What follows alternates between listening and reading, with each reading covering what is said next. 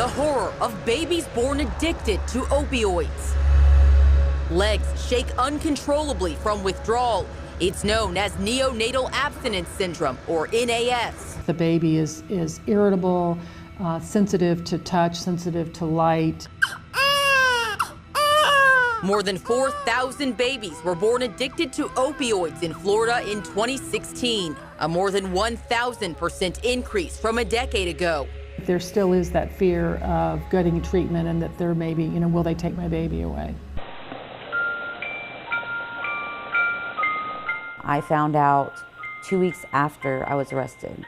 I took a pregnancy test at the jail and found out that I was pregnant. Jennifer Faircloth was arrested multiple times for drug possession, including Oxycontin, a powerful pain medication. She says getting locked up in March of 2017 was the best thing that could have happened for her unborn son. I mean, that's really all I can hope for, that he has as good of a life as I can possibly give him. Most addicted pregnant women never consider their baby will be born addicted. It's fortunate I was caught when I was, because it saved him from a lot of problems. You need a stretch. My lowest point was when they took Jacoby from me from the hospital. 26-year-old mother Amanda Fountain is in recovery for a spice addiction. Were you using spice throughout the pregnancy? The last 3 months I was not, but most of my pregnancy, yes, I was.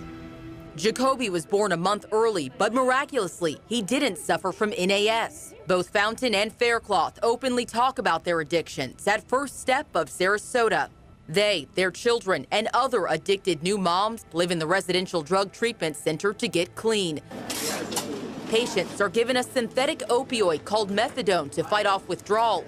The symptoms can be deadly for an unborn child. They could go into miscarry. They could abort their pregnancy.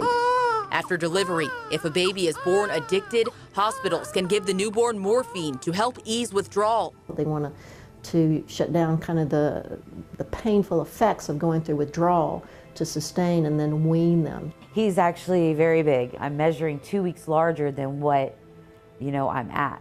Faircloth is almost at full term. The structured environment at the recovery center is helping to get her on track and not relapse. But she says there's always temptation. We go out on passes to our doctor's appointments and things like that.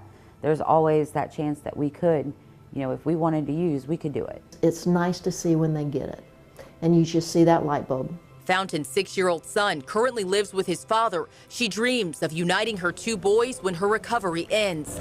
She says every woman fighting an addiction must make the decision for herself to put motherhood before drugs. Decide what's more important. Your wants and needs or your child's wants and needs, and how bad you want your kids. Since filming this story, Jennifer Faircloth has gone on to have a healthy, drug-free baby boy. Crystal Clark, Fox 13 News.